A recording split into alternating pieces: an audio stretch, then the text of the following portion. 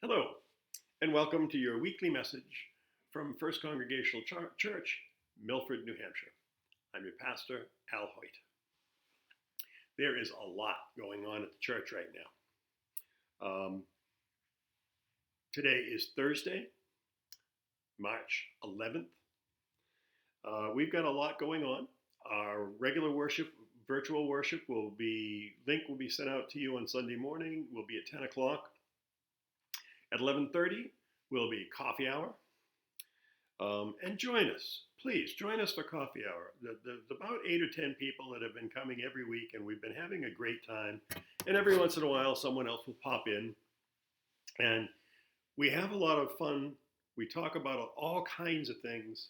We always end up talking about food. I'm not exactly sure why that is, maybe because it's close to lunchtime or whatever. But we always say we can't eat together, but we can certainly talk about food together, and we have been. There's always some laughs to be had, and we just check in with each other and see how each other are doing.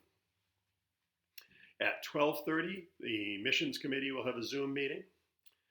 On Monday, April 15th, it's Carol Whittier's birthday. But also, greeting articles are due. So let's give Carol a birthday present by getting your greeting article in on time. And I'm as guilty as not doing that as anyone. So Wednesday is St. Patrick's Day. It's also at 7:30 that night is another trustees Zoom meeting. This next couple of weeks is our One Great Hour of Sharing campaign. And we hope you will participate in it. The envelopes for the One Great Hour of Sharing went out with the greeting, and we hope that you'll fill them out and get them to the church. You can drop them in the mailbox out front. You can give us a ring and let us know they're coming, and we'll take them from you. Whatever you'd like to do. But please, this congregation has always been very generous to this drive, and we'd like to continue that tradition. Sunday is daylight savings time. At 2 a.m., move your clocks forward. I move mine forward at Saturday afternoon or Saturday evening before we go to bed, but move your clocks forward. We spring ahead. The conference sent out the new guidelines for churches reopening or planning to reopen. The long and the short of it is the numbers are going in the right direction, but they're still too high for us to consider reopening in person. Dave and Permy and I were discussing this yesterday, and I have had both of my shots, my vaccine. Verna will have had both of hers by next week. Dave and Permy have each had one, and they'll be getting their next one the first week of April. But until we're all vaccinated, or all that want vaccines have got them, we really have to be super careful right now about getting together too soon. So we'll keep you posted on that and make sure that everyone is aware of what's going on. One of the delightful things about being here on Wednesday mornings is Dave and Permy are recording the music for the worship services. And I kind of feel like Vernon and I did when we were in Scotland a few years ago. It was the week of third test. It was what the universities in England call their final exams week. And in every church and cathedral we went into, there was some organ student practicing on the pipe organ for his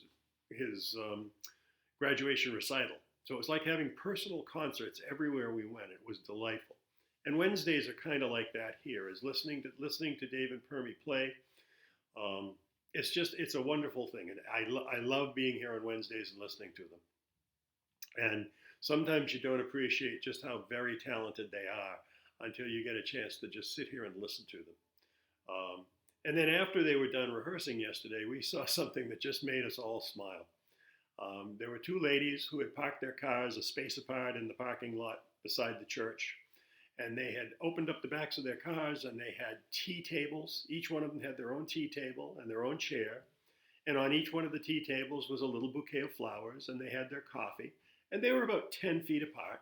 But they were just having a visit right there in the parking lot. And if I had had the permission to take their pictures, I probably would have taken their picture and shared it with you today.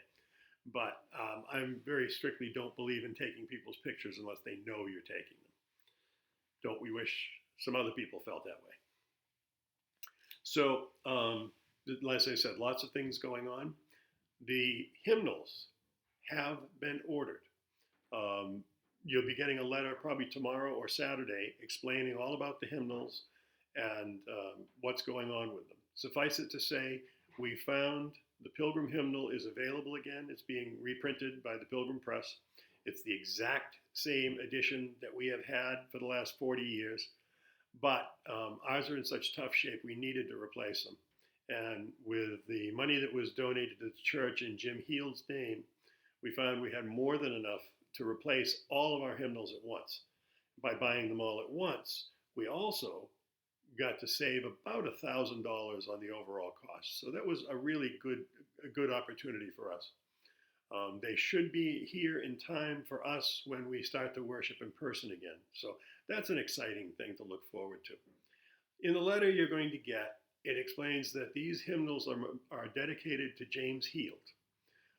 Jim loved our music program. Catherine told me that he actually wanted to sing in the choir, but because of his schedule never could. And you will have an opportunity to dedicate a hymnal or hymnals to your loved ones or in honor of your loved ones. And the details of that is coming in that letter. So look forward to that. Please join me in the Lord's Prayer. Our Father, who art in heaven, hallowed be thy name. Thy kingdom come, thy will be done on earth as it is in heaven. Give us this day our daily bread, and forgive us our trespasses, as we forgive those who trespass against us. And lead us not into temptation, but deliver us from evil. For thine is the kingdom, and the power, and the glory forever. Amen. One last thing. Carol and I have searched high and low for the stuffed Jesus. Can't find it anywhere. We've been all through the parish house. We've been all through the church, closets, cubbies, cabinets. Cannot find it anywhere. Now, perhaps somebody took it home to repair it or to clean it or something. We don't know.